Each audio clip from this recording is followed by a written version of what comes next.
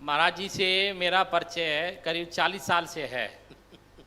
जब हम विद्यार्थी जीवन में थे और महाराज जी की जो तपस्या थी, बाबा भक्तमाली थे, महाराज श्री गणेशदास जी महाराज, उनकी इतनी कृपा थी।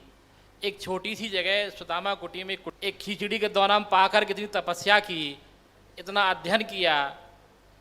महाराज उदाहरण देते थे भक्तमाली जी कि ये एक दिन इस भारत में अपना नाम करेगा। कि महाराज श्री कहते थे कि मैं तो गोवर्धन में रहता था, अध्ययन करता था, महाराज जी वृंदावन में रहते थे और महाराज जी वृंदावन में रह करके अध्ययन करते थे और महाराज जी का कार्य था वहाँ का पूरा काम करके महाराज जी की सेवा करके फिर रात्रि को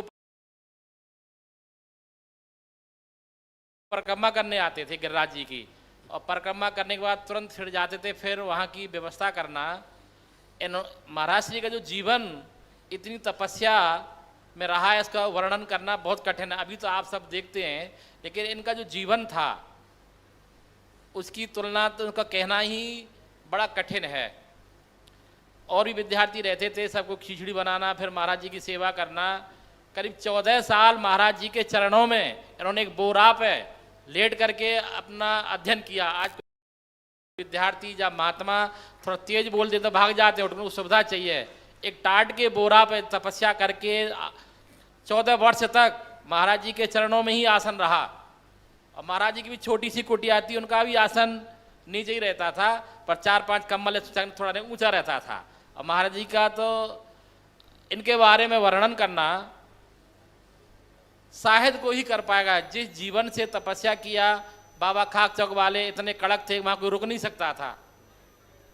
और महाराज जी ये सब इतना इन्होंने किया है। वृंदावन में एक से एक अच्छी गौशाला है वहाँ, और इतना सबकी व्यवस्था करना।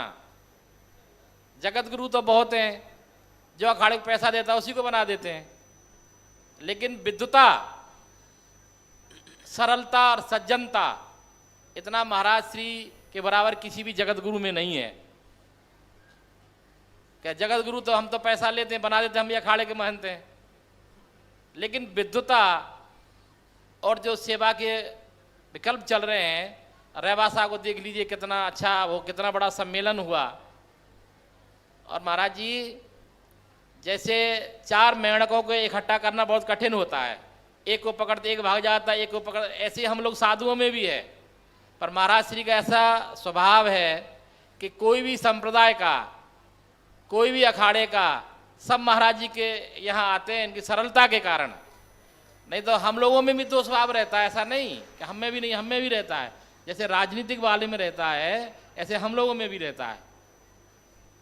हमारे तिवारी जी बैठे हैं, ये तो मुख्यमंत्री होते, ये भी राजनीति के शिकार हुए। ये भी आज मुख्यमंत्री, सबसे सीनियर जो नेता हैं, तिवारी के बराबर कौन है बताइए। पर ये भी ऐसा ही होता है संतों में भी।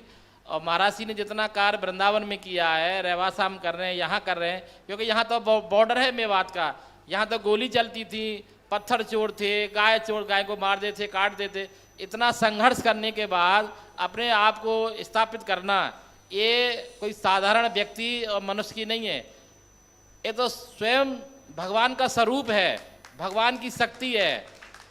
तभी तो इतना कार्य कर रहे हैं, नहीं तो कोई कार्य नहीं कर सकता है। किसी पे पैसा हो जाता है, विद्वता हो जाती है। जहाँ विद्वता तो वहाँ सरलता नहीं है।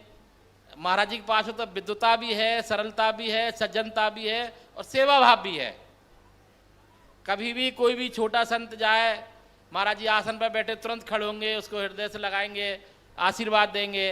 नहीं तो लोग मिलते नहीं हैं महाराज, लोग इस पद पर मिलते नहीं हैं। महाराज जी की इतनी सज्जनता है, सरलता है, कभी भी कोई भी चले जाए।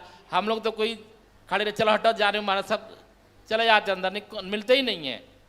और इस जीवन में इतना इन्होंने तपस्या की है, सरलता, सज्जनता, मधुरता शायद किसी में मेरे को तो अभी देखने को नहीं मिल रही है। अब महाराज जी को कथा भी कहनी है और सूर्य के सामने दीपक दिखाना तो हम लोगों को उचित नहीं लगता है, इसीलिए हम अपनी वाणी को प्रणाम देते हैं। जय जय श्री राधे। जय गौ माता, जय गोपाल। हमारे यहाँ अखाड़ों की जो भाषा होती है ना, महाराष्ट्री अखाड़े से हैं, वहाँ लाग लपेट नहीं होती, जो कहना वो कहते। लेकिन आपने बड़ी सहजता से अपने हृदय के भाव कहे, महाराज जी आपकी वाणी से जो हमारे बहुत गुरु भाई बैठे हैं, कुछ गृहस्थ लोग भी हैं जिन्हें महाराज जी का ये रूप देखा है पर बचपन की तपस्या का पता नहीं, पर आपने वो पुरानी स्मृति दिलाई है, लोगों को ही पता लगे कि महाराज श्री के जीवन में कितना तप रहा है। हम सबके मध्य में हमारे बीच में पूज्य रास मंडल वाले महाराज जी विराजमान हैं, उनके चरणों में